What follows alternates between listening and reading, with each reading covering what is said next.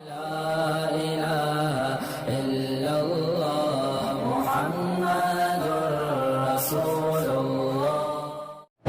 حضور کی صداقت، دیانت، امانت سب کے سامنے، لیکن جب اللہ کے نبی نے توحید کی دعوت دی سارے بگڑ گئے۔ جب آپ نے کہا کہ یا ایھا الناس قولوا لا الہ الا اللہ، لوگوں میں نے اس لیے بلایا ہے کہ اقرار کرو کہ اللہ کے سوا کوئی معبود برحق نہیں، کوئی مشکل کشا نہیں، کوئی حاجت روا نہیں، کوئی نفع نقصان کا مالک نہیں۔ تو اتنے بگڑے کہ آپ کا چاچا ہے بدبخت ابی لہب جو ہے، کہنے لگا لہذا جماعتنا تبا لک سائر اليوم، تمہارے لیے ہلاکت اسی لیے بلایا تھا ہمیں۔ اللہ نے قرآن نازل کیا کہ تم نے تو ایک دفعہ کہا ہے نا قیامت تک قرآن پڑھا جائے گا کہ تبت یدا ابی لہب وتب، لیکن پھر بھی نہیں مانے، پھر بھی سمجھ نہیں آئی۔ ابی لہب نے غصے میں آ کے، ابی لہب کے دونوں بیٹے جو تھے نا، ان دونوں کے گھر میں حضور کی بیٹیاں تھیں، رخصتی نہیں ہوئی تھی، نکاح ہو گئے۔ اور اس زمانے میں کافروں سے نکاح کرنا جائز تھا، یہ بعد میں حکم آیا کہ کوئی مسلمان عورت کسی کافر سے نکاح نہیں کر سکتی، اور کوئی کافر کسی مسلمان عورت سے نکاح نہیں کر سکتا۔ یعنی قوم نے اتنی گستاخی کی کہ ابی لہب نے اپنے بیٹے سے کہا کہ جاؤ اور حضور کے منہ پہ کھڑے ہو کے طلاق بھی دو اور تھوک کے آؤ، نعوذ باللہ۔ اس بدبخت نے ایسا کیا، حضور صلی اللہ علیہ وسلم پہ غم کے پہاڑ ٹوٹ پڑے، جن کی بیٹیوں کو طلاق ہو جائے، اور بیٹیاں بھی طاہرات، مطہرات، مومنات، مسلمات، قانتات، صائمات۔ کیونکہ آج کل کی فیشنیبل لڑکی کا کوئی مسئلہ نہیں ہے، طلاق ہو گئی چلو جی ذائقہ اور بدل لیں گے، وہ تو نبی کی بیٹیاں ہیں۔ حضور پاک نے غصے میں آ کے دعا کی کہ اللہم سلط علیہ قلبا من کلابک، یا اللہ اس بدبخت نے میری طرف تھوکا ہے، اس پر جنگل کے کتے کو مسلط کر۔ تجارت پہ شام جا رہے تھے، اس کو پتہ تھا کہ اللہ کے نبی نے بد دعا کی ہے اور حضور کی بد دعا لگے گی، تو اس نے ساتھیوں سے کہا کہ دیکھو ایسا کرو کہ سارا سامان تجارت جو ہے اس کو اکٹھا کر کے ایک مچان بنا تو میرا بستر اوپر لگا دو، تم سارے اس کے ارد گرد، کیونکہ مجھے ڈر ہے حضور نے بد دعا کی تھی میرے لیے، اور یہ جنگل بڑا خطرناک ہے، اس میں بڑے درندے ہیں۔ اس کو اوپر سلا دیا، قوم کے باقی لوگ چاروں طرف سو گئے۔ جب رات بالکل ڈھل گئی، نیند میں ڈوبے تو شیر نکلا جنگل سے، اس نے آ کے سب کو سونگا، لیکن سمجھ گیا کہ ان میں وہ گستاخ رسول نہیں ہے۔ کافر ہونا الگ بات ہے، گستاخ ہونا الگ بات ہے۔ گستاخ کے اندر ایک بدبو اللہ پیدا کر دیتے ہیں، جیسے ماننے والوں کے اندر اللہ ایک خوشبو پیدا کر دیتے ہیں۔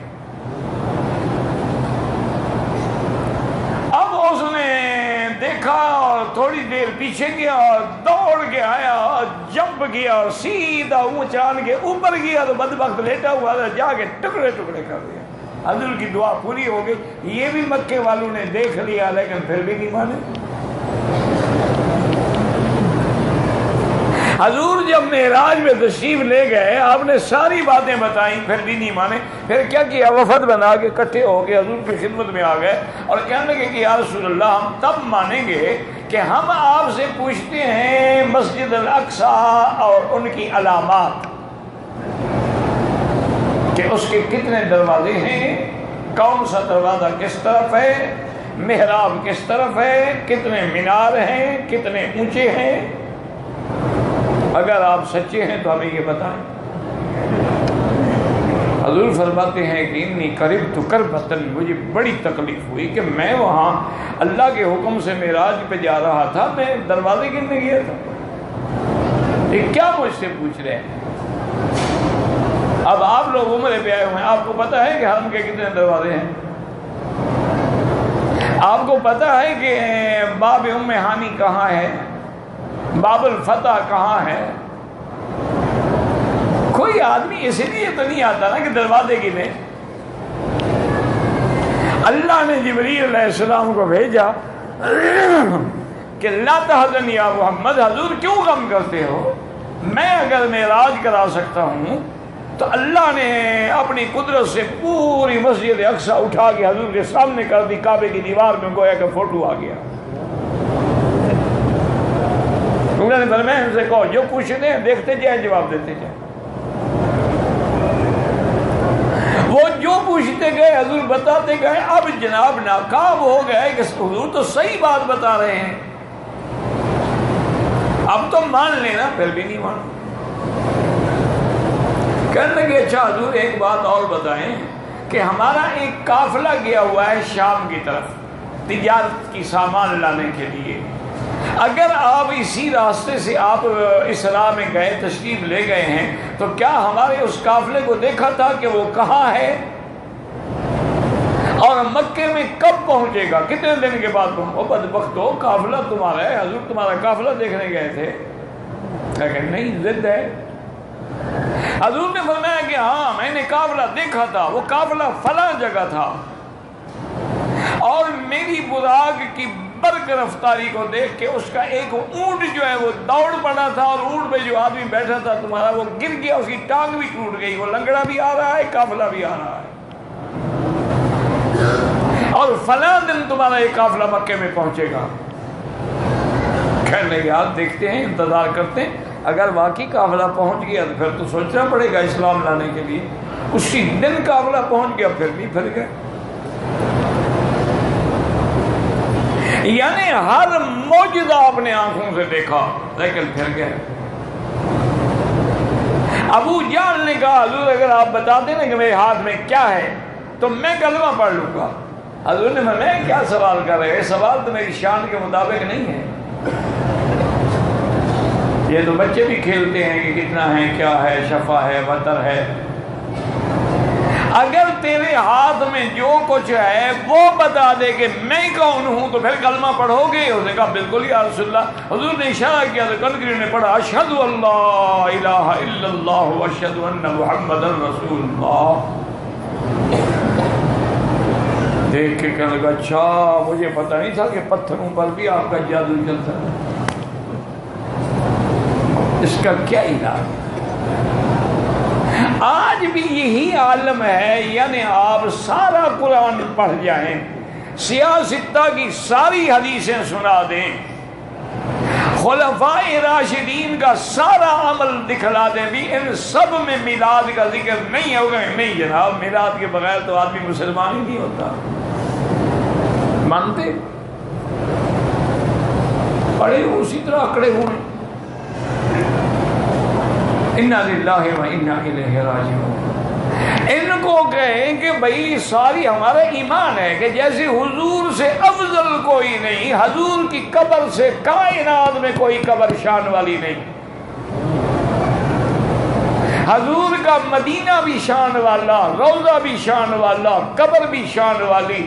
کیا کوئی جرت کر کے دکھا سکتا ہے کہ حضور کی وفات کے بعد کسی صحابی نے، آپ کے اہل بیت نے، کسی نے آ کے حضور کی قبر پہ سجدہ کیا ہو؟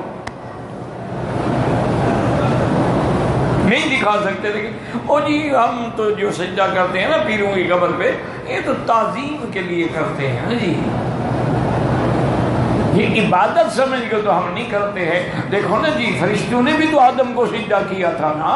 اور صاحب اگر ہم قبر پہ سجدہ کرتے ہیں، یہ بھی تو اولاد آدم کے ولی ہیں. اتنا بھی نہیں سمجھتے بدبخت کہ آدم کو جو سجدہ ہوا تھا اللہ نے حکم دیا تھا یا فیض فرشتوں نے سجدہ کیا تھا؟ اللہ نے حکم دیا قُلْنَا لِلْمَلَائِكَةِ اسْجُدُوا لِآدَمَ. اگر تمہیں بھی اللہ نے حکم دیا تو کرو، پھر کون ہے تمہیں روکنے والا؟ تمہیں تو اللہ نے یہ حکم دیا کہ لا تسجدوا للشمس ولا للقمر، کسی چاند اور سورج کو، کسی چمکتی چیز کو کبھی سجدہ نہ کرو. فاسجدوا للہ الذی خلقہن، اس ذات کو سجدہ کرو جس نے ساری کائنات کو پیدا کیا. لیکن نہیں مانتے. رمضان المبارک میں 9 دن یا 10 دن کا اعتکاف ہوتا ہے، یہ مزاروں میں جا کے 9 راتیں بیٹھتے ہیں. اللہ کے حج میں قران ہو یا تمتع ہو، قربانی بکری دینی پڑتی ہے مینا میں، یہ بھی قبر پہ جا کے ماشاءاللہ اٹا گٹا ذبح کرتے ہیں. چونکہ کعبۃ اللہ پہ غلاف چڑھایا جاتا ہے، یہ بھی پیر صاحب کی مزار پہ غلاف چڑھاتے ہیں. چونکہ کعبۃ اللہ کو بھی سال میں عرق گلاب سے دھویا جاتا ہے، یہ بھی پیر صاحب کی قبر کو عرق گلاب سے غسل دیتے ہیں. چونکہ کعبے کے دروازے پہ سونا لگا ہے اور پرنال مبارک بھی سونے، انہوں نے بھی پیروں کی مزار پہ سونا لگایا ہے. کوئی ایک بات ہے، یعنی انہوں نے تو شرک کی انتہا کر دی ہے. لیکن سوال ہی پہ قرآن سنا ہو تو کہیں گے جی وہابی ان کو کیا پتا ہے، اندر کی باتیں جو ہے نا، قرآن کا ایک ظاہر ہوتا ہے ایک باطن ہوتا ہے. ان کو تو ظاہر شریعت کا پتہ ہے، باطن کا پتہ تو ہمارے بزرگوں کو ہے، ہمارے پیروں کو ہے. انا للہ و انا الیہ راجعون ولا نقول الا لا حول ولا قوت الا باللہ العلی العظیم. دعا کریں اللہ ہدایت دے. بس میں تو ہمیشہ دعا کرتا ہوں، سچی بات ہے کہ اللہ یہ بیچارے بھی تیرے نبی کی محبت میں آ کے غلب میں پڑ گئے ہیں اور راستہ سنت والا چھوڑ کے بدعت کا اختیار کر لیا ہے، ان کو ہدایت عطا فرما، ہدایت عطا فرما دے اور صراط مستقیم پر ان کو چلا دے.